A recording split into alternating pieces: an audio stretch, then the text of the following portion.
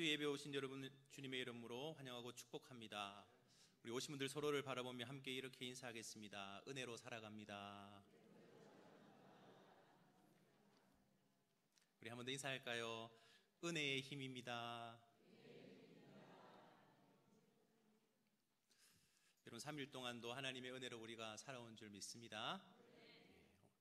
오늘 마가복음 10장 46절에서 52절의 말씀을 통해서 변화된 삶을 위하여라는 제목으로 함께 말씀을 나누기를 원합니다. 저희 어머니 집으로 가게 되면 큰 벽에 큰 액자가 2개가 있습니다. 그 액자에는 제가 결혼하고 나서부터 10년 동안 명절 때마다, 설 명절, 추석 명절 때마다 찍은 가족 사진들이 붙여져 있습니다. 10년치가 있죠. 처음에는 4명에서 시작되었습니다. 이제 저희 어머니와 저희 형과 저와 저희 아내, 제가 먼저 결혼을 했거든요. 근데 시간이 지날수록 이제 한 명씩 저희 아들이 태어나고, 그리고 저희 형이 결혼을 하고, 또 조카가 태어나고, 딸이 태어나고, 그렇게 10년 동안 찍은 사진들을 보면 한 가지 특징이 있습니다. 2가지의 특징이죠. 하나는 숫자가 늘어났다는 것. 그리고 또 하나의 특징은 변화입니다. 변화. 그런데 참 이상하게도 저희 어머니와 저와 저희 아내와 저희 형과 형수는 크게 변하지 않았습니다. 그런데 누가 변했을까요?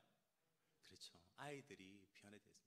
그 사진을 보면서 참 저희 어머니께서 뿌듯해 하십니다. 왜 그럴까요? 저희가 자랐기 때문에? 아니죠.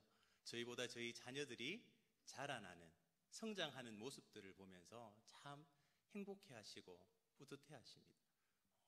그것을 보면서 세월이 지나면 사람은 생명력이 있으면 변화되는구나 라는 것을 깨닫게 됩니다. 사랑하는 우리 성도 여러분, 믿음으로 살아가는 우리들도 새로운 생명을 얻은 자인 줄 믿습니다. 새로운 생명을 얻은 사람은 어떻게 해요? 자라나야 되는 것이죠. 하나님께서도 우리의 자라남, 물론 우리의 겉모습은 세월이 흘러서 변화되겠지만 이런 변화가 아니라 우리의 속사람이 믿음 안에서 아름답게 자라기를 원하시는, 변화되기를 원하시는 하나님의 마음, 그 마음을 우리가 기억할 수 있는 저와 여러분들이 될 수 있기를 간절히 소망합니다. 하나님 앞에서 아름답게 변화되어지는 여러분, 그리고 우리 성은교회가 되기를 예수님의 이름으로 축복합니다.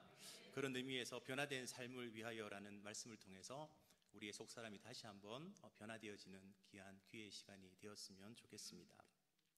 예수님께서 이 땅에 오셨습니다. 예수님께서 이 땅에 오신 목적이 있지요.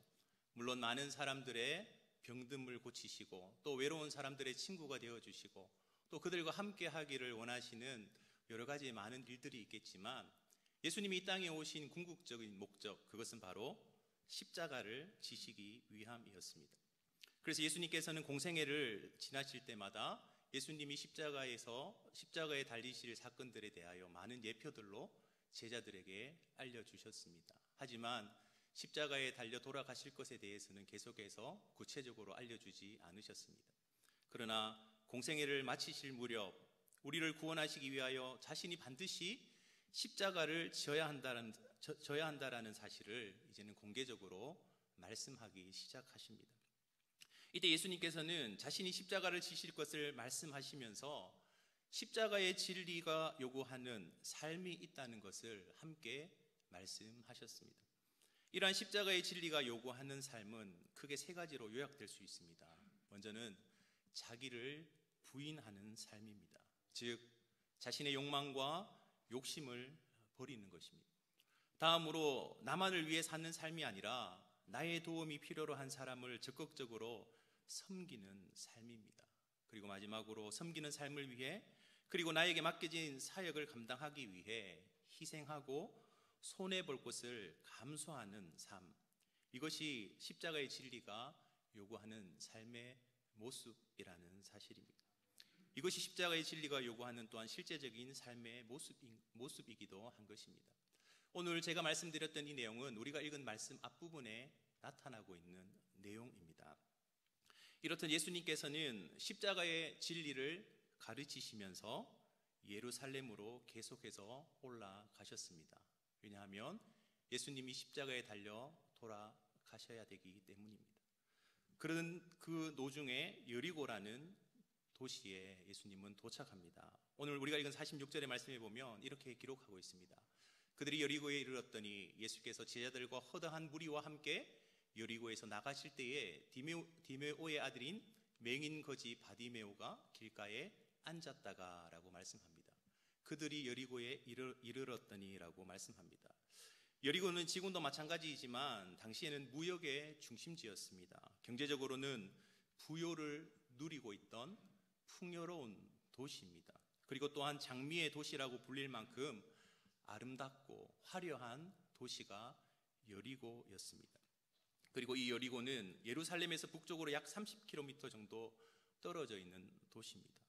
당시 북쪽에 있었던 갈릴리 지방 사람들이 예루살렘으로 가기 위해서는 꼭 이 여리고를 거쳐야 될 경유지가 바로 이 도시였다라는 것입니다. 한편으로 또 예수님께서 십자가에 못 박히실 때가 시기적으로는 유월절이었습니다. 그런데 오늘 말씀의 시기도 유월절이 가까이 오고 있는 시기입니다. 그래서 마치 우리나라에서 설이나 추석이 되면 많은 사람들이 고향을 찾는 것처럼 사방 각지의 유대인들도 절기에 맞추어 하나님께 제사를 드리기 위해 예루살렘으로 향했던 것입니다. 그러하기에 이러한 많은 무리들과 함께 예수님께서도 여리고에 이르르셨다는 것입니다. 많은 사람들이 지나가는 길목, 화려하고 아름다운 도시와는 대조적으로 바디메오라는 소경이 앉아 사람들에게 구걸을 하고 있었다라고 성경은 말씀합니다. 요한복음 9장에서 말하고 있는 것처럼 당시 소경은 단지 보이지 않는 어떤 장애인에 불과하지 않았습니다. 문둥병자와 같이 하나님께 저주받은 그리고 부정한 사람으로 여겨졌습니다. 때문에 그는 사회적으로 완전히 소외되고 외면당했습니다. 뿐만 아니라 그들은 사람들과 관계를 맺으며 살아갈 수 없었기 때문에 그저 지나가는 사람들에게 구걸해서 생명을 연명하며 살아가야 했었습니다. 그렇기 때문에 유월절과 같은 절기는 이러한 사람들에게는 한몫 크게 챙길 수 있는 좋은 기회가 되었습니다. 아마도 절기를 지키기 위해 예루살렘을 찾는 많은 사람들이 있었기에 또 그들의 호주머니에는 두둑했을 것입니다. 그리고 그들의 마음도 역시 명절을 지키기 위해 들떠 있어 인심도 사납지 않았을 것입니다. 그래서 이 소경 바디메오도 여느 때와 같이 삶을 연명하기 위해 많은 사람들이 예루살렘으로 가는 길목에 앉아 거기에서 기대하는 마음으로 구걸하고 있었던 것입니다. 그런데 그때 그는 말로만 듣던 예수님께서 그곳을 지나가신다는 것을 알았습니다. 소문에 의하면 그는 소경의 눈을 뜨게 하시고 각양의 병자들을 고치시고 귀신 들린 사람들을 온전케 하신 분이셨습니다. 그래서 그는 이때를 자신의 인생의 절호의 찬스라 생각했습니다. 그는 아마 그동안 많은 사람들로부터 예수님께서 행하셨던 많은 기적들에 관한 소문을 들어왔을 것입니다. 그리고 그것을 잊지 않고 있었습니다. 그래서 그는 자기의 삶의 최고의 문제를 해결할 수 있는 절호의 기회를 붙들기 위해 다른 사람들의 주위에 눈치도 아랑곳하지 않은 채 예수님을 향하여 자신을 불쌍히 여겨달라고 크게 소리 질렀습니다. 47절 말씀에 이렇게 기록합니다. 나사렛 예수시란 말을 듣고 소리 질러 이르되 다윗의 자손 예수여 나를 불쌍히 여기소서 하거늘이라고 말씀하고 있습니다.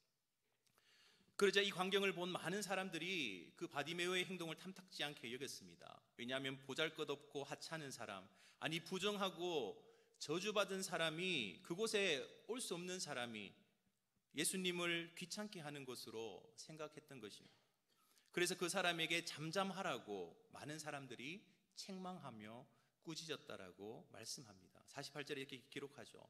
많은 사람이 꾸짖어 잠잠하라 하되 그가 더욱 크게 소리질러 이르되 다윗의 자손이여 나를 불쌍히 여기소서 하는지라 말씀합니다. 하지만 바디메오는 자신을 꾸짖는 많은 사람들의 그 꾸지람과 책망에도 아랑곳하지 않고 포기하지 않고 다시 한번 더욱 크게 주님을 향하여 부르짖었던 것입니다. 예수님께서는 처음 바디메오의 부르짖음을 듣지 못하셨는지 아니면 모른 척 하셨는지 알 수는 없지만 바디메오가 두 번째 크게 외치자 그의 부르짖음을 들으시고 예수님은 그를 부르셨습니다. 49절과 50절에 이렇게 말씀합니다. 예수께서 머물러 서서 그를 부르라 하시니 그들이 그 맹인을 부르며 이르되 안심하고 일어나라 그가 너를 부르신다 하매 맹인이 겉옷을 내버리고 뛰어 일어나 예수께 나아오거늘 말씀합니다. 바디메오는 예수님께서 자신을 부르신다는 것을 들었습니다. 그때 예수님께 나아갔다라고 성경은 말씀하고 있습니다. 그런데 그냥 나아간 것이 아닙니다. 어떻게 해요? 겉옷을 내어버리고 주님께 달려갔다라고 말씀하고 있습니다. 바디메오는 아마 자기가 크게 외치기는 했어도 예수님께서 혹 불러주실 것이라는 확신은 없었을지 모릅니다. 어쩌면 큰 기대를 하지 않았을 수도 있습니다. 왜냐하면 자신은 언제나 누구에게나 무시당하고 천대받는 인생이었기 때문입니다. 자신이 저주받은 소경 거지인데다가 예수님 같은 분이 하필이면 자신을 찾아주시고 불러주실 것이라고는 스스로 기대하기 힘들었기 때문입니다.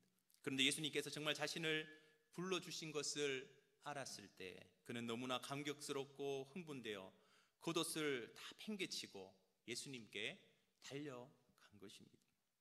당시 거지에게 있어 겉옷은 가장 소중한 재산과 마찬가지였습니다. 왜냐하면 겉옷은 추위를 피할 수 있는 유일한 수단이었고 밤에는 이부자리로 사용되었기 때문입니다. 그러나 이러한 자신의 전부인 겉옷까지 내동댕이 치고 예수님께 달려갈 정도였다는 사실을 우리가 살펴볼 때 그는 너무나 흥분되고 감격했던 것입니다. 이렇게 예수님 앞에 달려나온 바디메오, 그를 예수님은 세 가지의 과정을 통해 치료해 주셨습니다. 먼저는 그에게 구체적으로 무엇을 원하는지를 물어보셨습니다. 51절에 이렇게 기록합니다. 예수께서 말씀하여 이르시되 네가 무엇을 하여 주기를 원하느냐. 그는 간단하게 질문하고 계시는 예수님께 대답합니다. 선생님이여 보기를 원하나이다. 보기를 원하나이다. 예수님의 질문이 끝나기가 무섭게 그는 짧고 간단하지만 그의 인생의 최대의 원함 그것을 대답했습니다. 보기를 원한다라는 것입니다. 주님께서 그의 원함을 몰라 물으셨던 것이 결코 아닙니다. 바디메오에게 예수님께서 물으셨던 것은 예수님께서 그의 구체적인 간구의 내용을 직접 듣고 역사함으로 그의 눈을 회복시켜 주시는 분으로 예수님 자신을 분명히 그에게 나타내시고자 했다라는 사실입니다. 두 번째는 그의 소원을 들었을 때 오늘 우리가 읽은 본문에서는 기록되어 있지 않지만 동일한 사건을 다루고 있는 마태복음에 보면 예수님께서 바디메오의 눈을 만지셨다라고 말씀하고 있습니다. 마태복음 20장 34절에 이렇게 말씀합니다. 예수께서 불쌍히 여기사 눈을 만지시니 곧 보게 되어라고 말씀합니다. 이렇게 예수님께서 그의 눈을 만지시면서 그의 눈을 회복시킨 것 역시 예수님 자신이 그의 눈을 치료하셨음을 바디메오로 하여금 분명히 알도록 하기 위함이었다라는 것입니다. 다시 말하면 그가 예수님을 인정하기를 원하셨다라는 것입니다. 그리고 세 번째로 그의 믿음을 인정해 주면서 그의 눈을 예수님은 회복시켜 주셨습니다. 오늘 우리가 읽은 말씀 52절에 보면 이렇게 기록합니다. 예수께서 이르시되 가라 내 믿음이 너를 구원하였느니라 하시니 그가 곧 보게 되어 예수를 길에서 따르니라 말씀합니다. 여기에서 바디메오가 예수님이 어떠한 분인지를 분명히 알고 있었다, 온전한 믿음을 가진 자였다라고는 사실 단정 지을 수는 없습니다. 왜냐하면 당시 3년간 예수님을 따라다녔던 제자들조차도 예수님을 바로 알지 못했기 때문입니다. 그런데 그가 주님을 온전히 알았다는 것 사실 불가능한 일이었습니다. 하지만 예수님에 대한 정확하고 바른 지식은 없었어도 예수님께서 하나님의 능력을 행하실 하나님의 사람임을 그는 분명히 알았던 것입니다. 뿐만 아니라 주변에서 말리고 꾸짖고 책망하고 비난까지 했음에도 그는 용기를 가지고 계속해서 예수님을 향해 소리쳤던 것입니다. 그리고 예수님이 부르실 때 모든 것을 버려두고 즉각 그의 부르심에 반응하며 예수님께 나아갔다는 것입니다. 또한 주님의 부르심에 흥분하며 감격을 가지고 나올 수 있는 간절한 마음이 있었다라는 것입니다. 예수님께서는 이러한 바디메오의 모습을 보고 그의 믿음을 인정해 주신 것입니다.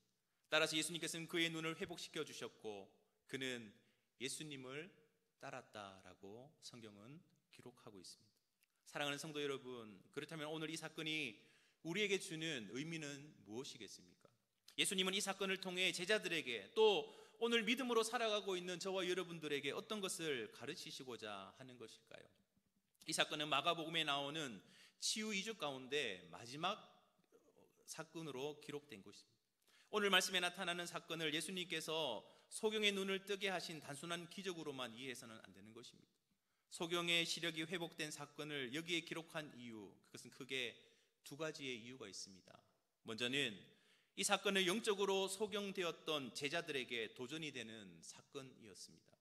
마가복음에서 소경이 눈을 뜨는 기적의 사건은 두 번 기록되어 있습니다. 마가복음 8장 22절에서 26절에 나오는 베세다 소경의 눈을 뜨게 하신 사건과 오늘 우리가 읽은 말씀 여리고 소경 바디메오의 눈을 뜨게 하신 사건이 마가복음에 나오는 두 가지의 사건입니다. 마가복음 8장에 나오는 베세다 소경의 눈을 뜨게 하신 사건은 십자가에 대한 본격적인 가르침 바로 이전의 사건입니다. 그리고 오늘 말씀은 십자가의 진리에 대해 가르쳐 주신 이후에 기록된 사건입니다. 이 사건들은 소경의 눈이 회복되어져 보지 못했던 것을 보게 된 것처럼 제자들도 예수님의 말씀을 바로 깨닫고 주님을 따르고 진정으로 새로운 삶을 살기 위해서는 영적인 눈의 회복이 필요하다는 것을 말씀하고 있는 것입니다. 또한 오늘 말씀의 사건은 바로 앞의 사건과 좋은 대조를 이루고 있습니다. 오늘 51절 말씀에서 예수님께서 소경에게 이렇게 질문하셨습니다. 내가 무엇을 하여 주기를 원하느냐 물으셨습니다. 그리고 이전 말씀 36절에 보면 제자들, 특별히 야고보와 요한에게도 이렇게 질문을 하셨습니다. 너희가 무엇을 하여 주기를 원하느냐? 이렇듯 바디메오에게 한 질문은 야고보와 요한, 제자에게 한 질문과 동일한 질문이었습니다. 이것은 한마디로 너가 원하는 것이 무엇이냐라는 질문인 것입니다. 이 질문에 제자들은 엉뚱한 대답을 하여 예수님께 책망을 들었습니다. 왜냐하면 인간적인 욕심에 끌려 자신들이 높아지려는 것, 그것이 그들의 대답이었기 때문입니다. 하지만 오늘 소경 바디메오는 믿음의 칭찬을 받았습니다. 그의 소원은 삶의 절박한 문제 앞에서 자신의 한계를 극복하고자 한 것이었기 때문이라는 사실입니다. 그러므로 오늘 말씀의 사건은 앞의 사건과 대조하여 십자가를 통해 드러난 하나님의 은혜를 누릴 수 있는 사람, 그 사람이 누구인지를 우리에게 교훈하고 있는 것입니다. 오늘 말씀을 통해 우리가 교훈을 받을 수 있는 것은 크게 두 가지입니다. 하나는 오늘날 우리도 새롭고 온전한 삶을 위해, 변화된 삶을 위해 영적인 눈의 회복이 필요하다라는 것입니다. 오늘 말씀에 나오는 소경, 이 바디메오는 하루 벌어 하루를 먹고 사는 목적도 의미도 없는 삶을 살았던 사람이었습니다. 그는 어쩔 수 없이 사는 인생이었고 죽지 못해 사는 인생이었습니다. 어떻게든 하루하루를 연명하는 데 급급했던 삶을 살았던 사람, 그가 바로 바디메오였다는 것입니다. 그러나 그가 예수님을 만나 그의 눈이 회복되었을 때 그의 인생은 달라졌습니다. 그의 인생에는 참된 의미가 있었고 그의 삶은 활기를 띠게 되었다라는 것입니다. 예수님을 만난 이후에 그는 이전과는 전혀 다른 새로운 삶을 살았습니다. 여러분, 그의 인생에 대하여 길게 하지는 않지만 52절의 짧은 한 절이 그의 인생이 어떻게 변화되어졌는지를 우리에게 알려줍니다. 52절 마지막 절에 보면 어떻게 말씀합니까? 예수를 길에서 따랐다라고 말씀합니다. 더 이상 자신의 배를 채우고 생명을 연명하기 위해 급급한 인생이 아니라 주님을 따르는 인생으로 변화되었다라는 사실입니다. 여러분, 이렇듯 바디메오의 삶은 하루하루가 먹고 살기 바쁜 미래의 소망이 없는 삶에서 영원한 것을 쫓는 인생으로 완전히 바뀌었다라는 것입니다. 여러분, 사실 오늘 많은 사람들이 영적인 소경으로 이 땅을 살아가고 있습니다. 영적인 눈이 가리워져 있기에 소경 바디메오와 같이 그저 막연하게 마지못해 하루하루를 살고 있는 인생이 너무나 많다라는 사실입니다. 따라서 인생의 진정한 의미를 느끼지 못하며 사는데 급급하며 살아가는 사람들이 이 땅에 너무나 많다는 것을 우리는 부정할 수 없을 것입니다. 남자들은 남자들대로 직장에서, 여자들은 여자들대로 가정과 삶의 터전에서, 자녀들은 자녀들의 자녀들대로 학교와 직장에서 그저 다람쥐 쳇바퀴 도는 것과 같이 무의미하고 무기력한 삶을 살고 있는 것입니다. 여러분, 사람들이 왜 돈을 벌고 저축할까요? 한국 사람들이 돈을 벌고 저축하는 이유 크게 네 가지라고 이야기합니다. 첫째는 자녀들 때문에 돈을 번다고 합니다. 두 번째는 자신의 집을 갖기 위해 돈을 번다고 합니다. 세 번째는 노후 생활을 대비하기 위한 것이고, 네 번째는 재산을 늘리기 위한 것이다 라고 답변한 조사를 본 적이 있습니다. 물론 자녀들을 훌륭하게 키우고 집을 마련하고 노후 대책을 하고 재산을 증식하는 것 전혀 의미가 없는 것은 아닐 것입니다. 그러나 그저 자녀들에게 모든 의미를 두고 단지 집을 마련하고 노후 대책을 하고 재산을 모으기 위해 산다는 것, 그것은 너무나 허무한 삶이라 생각되지 않습니까? 만약 이러한 이유만을 위해 사는 인생이라면 우리의 인생은 너무나 안타깝고 아깝다라고 생각합니다. 억울한 인생이라 생각합니다. 하나님께서는 결코 우리를 그런 목적으로 이 땅에 부르지 않으셨다라는 것입니다. 그러나 안타까운 것은 우리가 모두가 현실이라는 핑계를 대며 많은 사람들이 이렇게 막연하고 의미 없는 삶을 살아가고 있는 것입니다. 왜 이러한 삶을 계속해서 살아갈 수밖에 없을까요? 그것은 새롭고 진정한 삶에 대한 영적인 눈이 닫혀있기 때문인 것입니다. 그리고 문제는 비그리스도인들뿐만 아니라 오랫동안 제자들처럼 주님을 따르면서도 믿음으로 살아가는 사람들 가운데서도 영적인 눈이 어두워 보지 못하는 사람들이 너무나 많다라는 사실입니다. 사랑하는 여러분, 우리에게는 영적인 눈의 회복이 필요한 것입니다. 십자가의 진리를 깨닫는 것이 필요하다라는 것입니다. 바디메오가 눈을 뜨게 된 이후 그의 삶을 한번 생각해 보십시오. 그는 자신이 전혀 생각지 못한 세계를 경험했을 것입니다. 소경으로 있을 때 경험하지 못했던 인생의 풍요와 만족이 있었을 것입니다. 만약 우리도 예수님의 은혜로 십자가의 진리를 깨달아 우리의 영의 눈이 뜨이게 된다면 소경의 눈이 뜨이게 되었을 때 경험했던 것과 같이 새로운 세계와 진정한 기쁨을 우리는 경험하게 될 것입니다. 또한 우리의 인생에 흥분과 감격이 있고 새로운 꿈과 소망이 생기게 되는 것입니다. 우리의 영의 눈이 뜨이게 될 때 하루살이와 같은 우리의 삶이 영원을 바라보는 안목으로 바뀌게 되는 것입니다. 보장되지 않았던 인생이 주님과 더불어 보장된 인생으로 살아가게 되는 것입니다. 여러분, 믿음으로 살아가는 인생은 행복한 인생인 줄 믿습니다. 여러분, 믿음으로 살아가는 인생은 오늘보다 내일이 더 행복한 인생인 줄 믿습니다. 여러분, 믿음으로 살아가는 인생은 우리의 인생의 마지막이 가장 행복한 인생인 줄 믿습니다. 왜냐하면 주님이 계시는 저 천국을 향하여 우리는 달려가는 인생이기 때문입니다. 우리는 매일매일 감격하며 행복을 누리며 살아가야 하는 존재라는 사실입니다. 우리는 항상 세상의 물질과 권세와 명예와 지식이라는 비늘에 우리의 눈이 가리워지지 않도록 늘 깨어 하나님의 은혜를 구해야 하는 것입니다. 우리의 눈이 믿음의 눈으로 회복되기를 날마다 구할 수 있는 저와 여러분들이 될 수 있기를 간절히 소망합니다. 잠시 있다 사라지는 유한한 것에 급급하며 그것이 마치 우리에게 영원한 것처럼 그 안에서 행복을 누리는 것이 아니라 하나님으로 인하여, 그래서 여러분, 믿음의 사람들에게 있어서는 소유가 행복이 아니라 바로 동행이 행복이라는 것입니다.